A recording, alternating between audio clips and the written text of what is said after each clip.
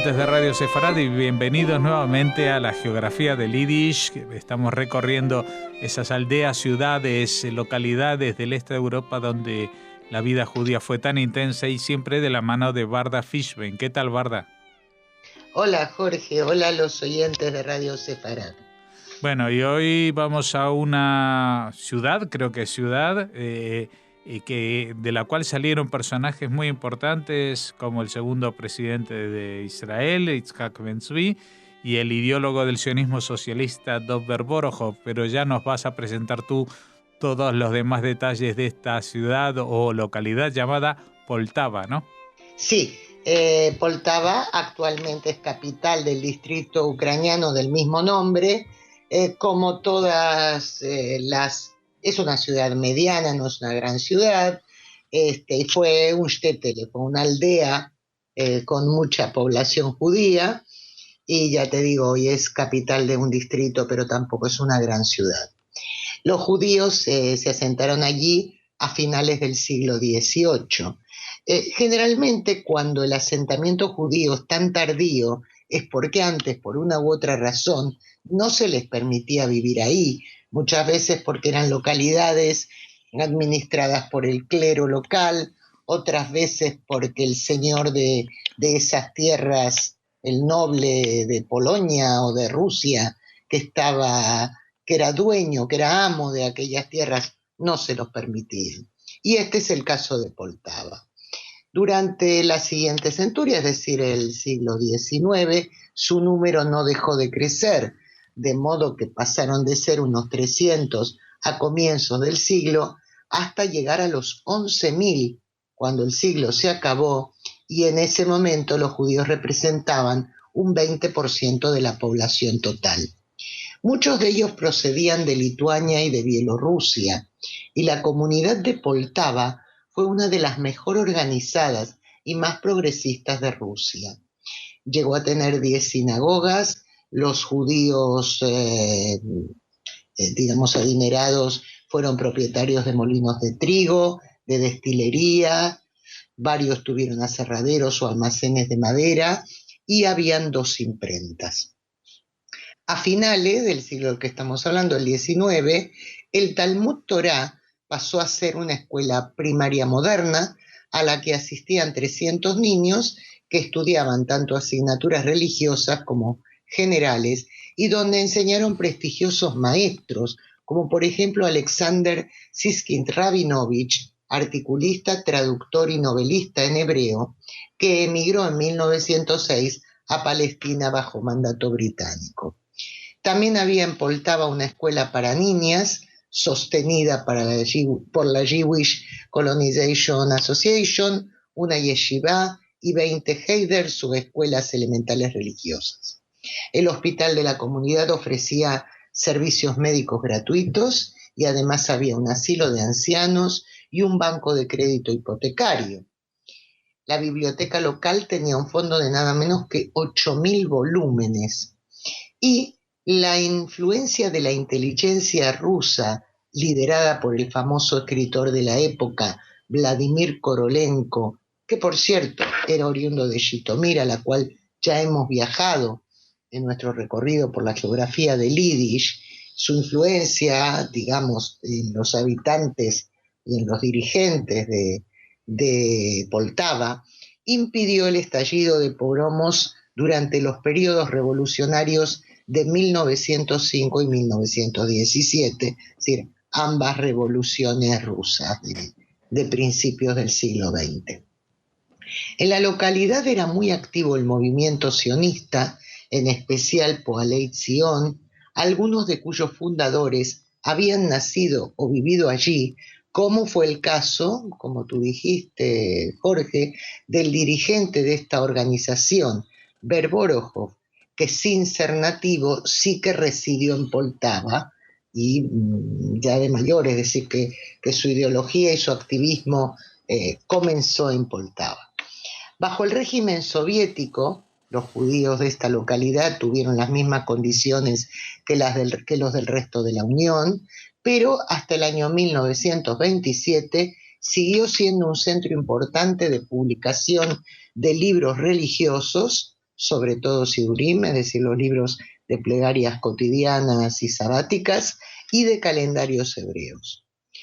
Además de los adinerados que hemos mencionado antes, también había, como es lógico, obreros judíos, muchos de los cuales trabajaron en una fábrica de calcetines de Poltava que proveía a toda la Unión Soviética.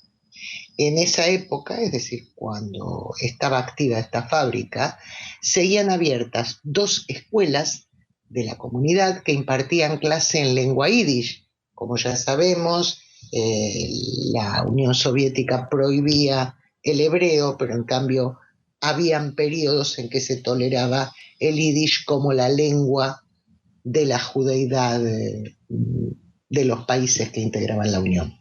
La población comunitaria entonces se acercaba a las 19.000 personas, pero más o menos en 1939, es decir, previo a la Segunda Guerra Mundial, descendió hasta ser los judíos unos 13.000, y esto representaba un 10% de la población total de Poltava.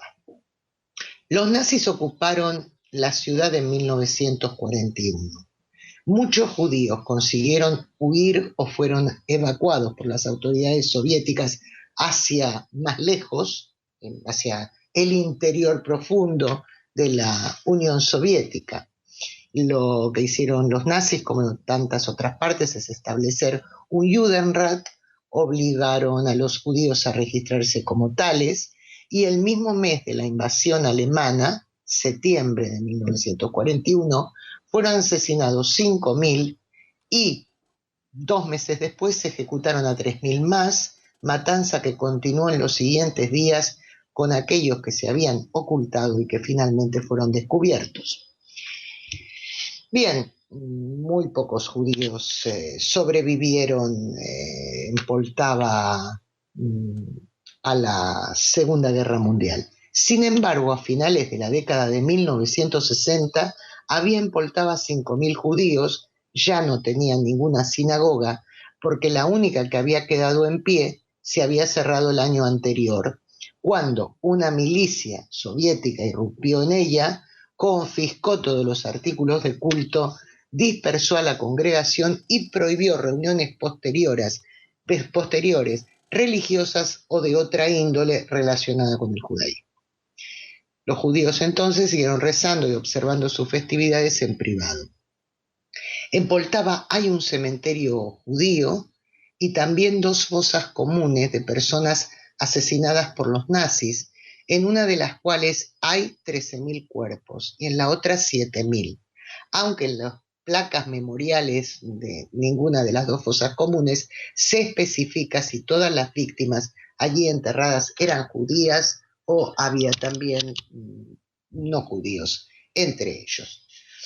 Y bien, entre los personajes importantes de Poltava podemos mencionar en primer lugar, ya lo hemos hecho 2 veces, a Dov Ber-Borohov, que había nacido en Solotonoya, pero llegó a Poltava con su familia cuando tenía unos pocos meses. Fue uno de los fundadores del sionismo socialista y su principal ideólogo. Borohov se dedicó a eliminar las contradicciones entre el sionismo y el socialismo. El análisis marxista que desarrolló sobre la cuestión nacional, tanto en general como específicamente la nacional del pueblo judío, es un aporte fundamental al pensamiento socialista. En su trabajo La cuestión nacional y la lucha de clases, Borohov expuso su tesis donde diferenció entre los países centrales y los países periféricos. Según el autor, la visión tradicional marxista es válida para los países centrales, mientras que en los países periféricos el desarrollo de la conciencia nacional puede ir acompañada del desarrollo de la conciencia social. Concebía al pueblo judío como una nación y con respecto a la cuestión árabe-judía planteaba que la clase obrera de ambos pueblos tenía intereses en común en la lucha contra la explotación en Palestina y que podían y debían convivir en paz. Nacido en esta localidad fue Elías Cherikover, historiador sobre la judeidad rusa, articulista, escritor y uno de los fundadores del IVO, el Instituto de Investigación Judía, que sigue, en funciones hasta hoy. En 1940, cuando los nazis invadieron Francia, él se encontraba allí, pero consiguió huir a Nueva York, donde se quedó y residió hasta su muerte.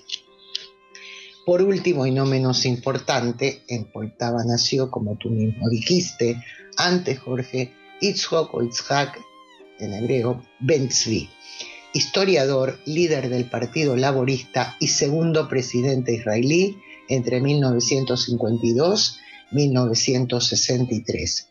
Falleció en el transcurso de su ejercicio como presidente, luego de haber sido reelecto para su tercer mandato consecutivo. Una de las monedas israelíes de curso legal, el shekel de 100 euros, lleva impresa su imagen. Y bien, para haber sido un pueblecito y haber vivido los judíos allí escasamente 2 siglos, ya ves que ha dado algunos personajes muy interesantes y de importante trayectoria, aunque solo estamos nombrando, lógicamente, los más relevantes. Pues en personajes importantes, una ciudad que ha tenido importancia en la historia también de los judíos del este de Europa. Te agradecemos que nos hayas acercado a Poltava y te invitamos para que dentro de 2 semanas nos lleves de paseo a otra ciudad, localidad o shtetl de esa misma área donde se hablaba yiddish. Muchas gracias, Barda Fishbein. Hasta entonces, Jorge.